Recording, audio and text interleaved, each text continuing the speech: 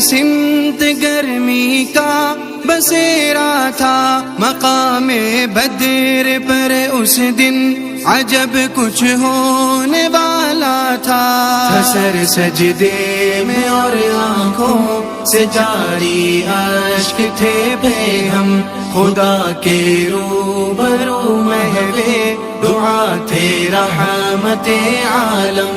الف انفاس کا لشکر لیے اس سمت شیطان تھا، ادھر تھے 313 کہ رہبر جن کا رحمہ تھا۔ صحابہ کے دلوں میں حق پہ مر مٹنے کا جذبہ تھا، کہاں آسان ورنہ اس تہ دستی میں لڑنا تھا۔